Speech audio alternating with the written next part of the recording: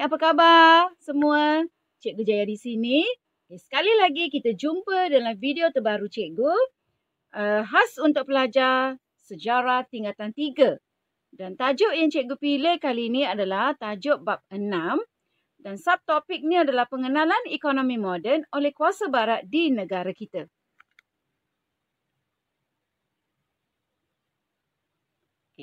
Bab 6 ni, tajuk utama dia adalah kesan pentadbiran barat terhadap ekonomi dan sosial. Dan topik yang akan cikgu bincangkan adalah pengenalan ekonomi moden oleh kuasa barat di negara kita. Kita pergi aspek pengenalan pula. Kedatangan kuasa barat ini telah membawa perubahan besar dalam sistem pentadbiran, ekonomi dan sosial negara. Apa yang telah dilakukan oleh British ialah British ini telah memperkenalkan sistem ekonomi moden yang bertujuan untuk mendapatkan keuntungan dan pengumpulan harta melalui proses penukaran barangan atau jual beli serta pembayaran-pembayaran lain. Dalam hal ini, ekonomi moden ini adalah berasaskan 5 ciri berikut. Okey, apakah 5 ciri tersebut? Mari kita lihat 5 ciri tersebut.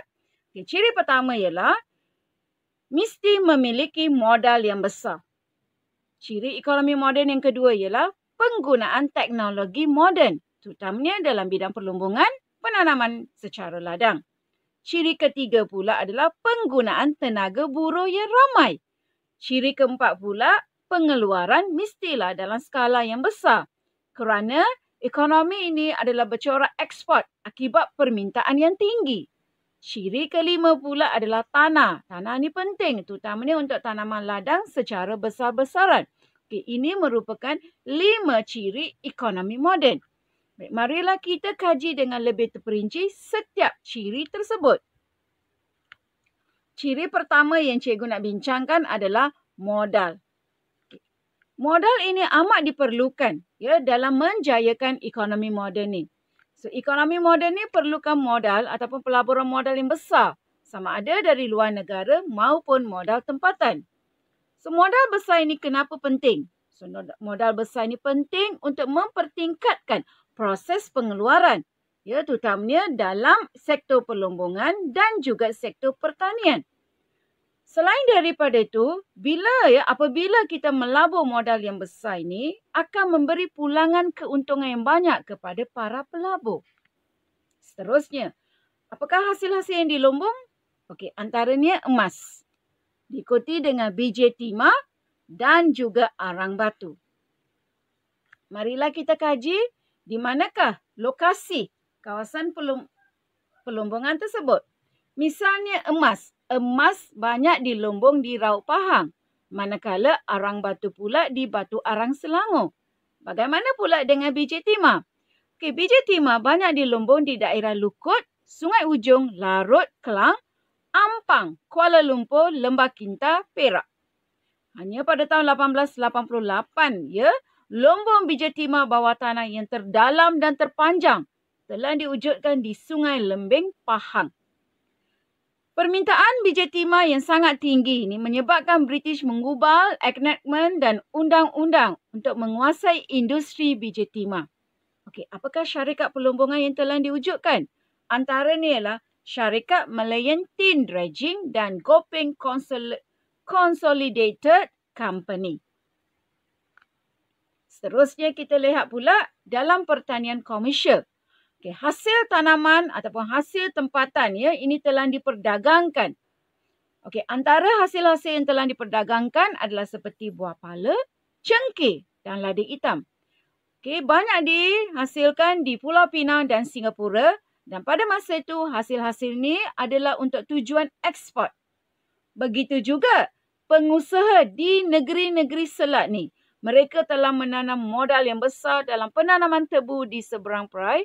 Sehingga pada tahun 1830 ni, perai ini telah menjadi terkenal sebagai pusat pengeluaran tebu. Seterusnya kita lihat.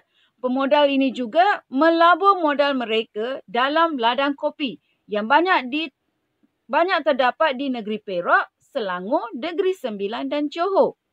Menjelang tahun 1880-an, kopi menjadi tanaman ekspor utama negara.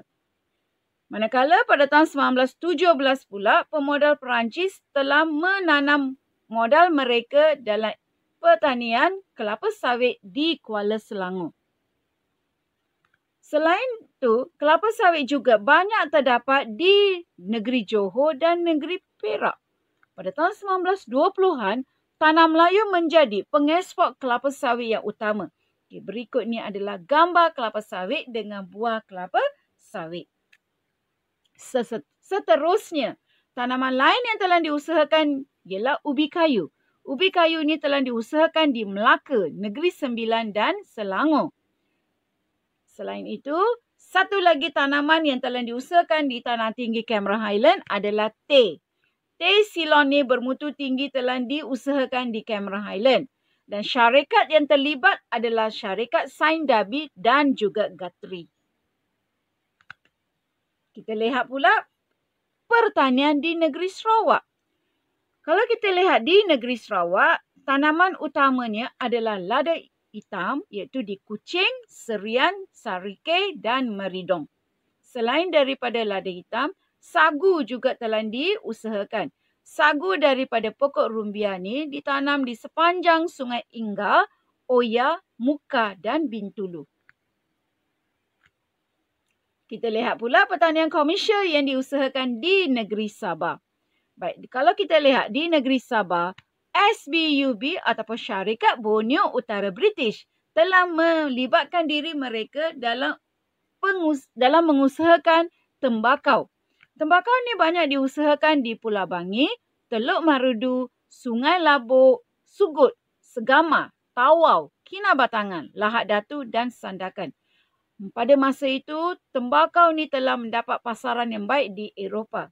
Okay, apakah syarikat yang mengusahakan tembakau di Sabah ni? Okay, nama syarikat ni ialah London Borneo Tobacco Company. Seterusnya, satu lagi tanaman yang telah dikomersialkan di negara kita adalah getah. Okay, untuk pengetahuan para pelajar semua, getah berkembang akibat kejatuhan harga kopi di pasaran dunia. Kenapa kopi jatuh di pasaran dunia? Harga kopi jatuh kerana serangan penyakit dan satu lagi sebabnya ialah pengeluaran berlebihan dari Brazil. Pengusaha pengusaha kopi ini mula mengusahakan getah untuk tujuan ekspor. Okey, berikut ni adalah biji getah yang digunakan untuk ditanam di ladang-ladang di negara kita. Okey, getah di Tanah Melayu. Kita lihat pula perkembangan getah di Tanah Melayu, ya. Okey, ramai pelabur Eropah seperti syarikat Guthrie, Sain Dhabi, United Plantation, Harrison and Crossfield serta Boston Battery Estate telah melabur dalam industri getah di Tanah Melayu. Okey, kawasan-kawasan ataupun negeri-negeri yang mereka melabur adalah seperti di Perak, Selangor, Negeri Sembilan dan Johor. Kita lihat pula tanaman getah di Sarawak. Okay, kalau kita lihat di Sarawak, dinasti Brooke ini tidak menggalakkan syarikat asing membuka ladang getah. Mengapa mereka tidak benarkan syarikat asing membuka ladang getah ni?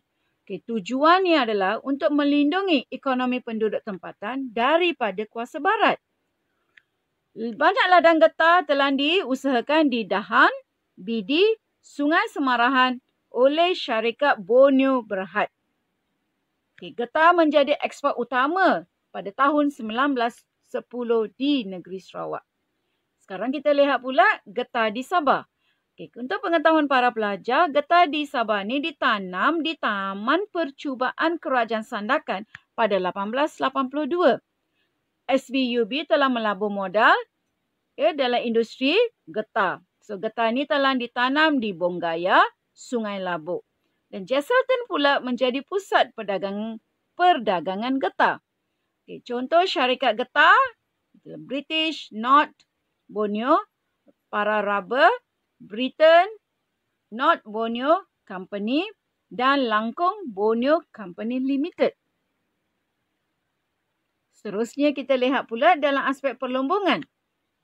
Pada tahun 1929, terdapat 107 buah kapal korek dan pemilik-pemilik kapal korek ini semua adalah syarikat Eropah. Okay, contohnya Pahang Consolidated Company Limited, Syarikat Malayan Tin Dredging dan Gopeng Consolidated. Syarikat ini telah memperkenalkan kapal korek dan perlombangan hidrolik.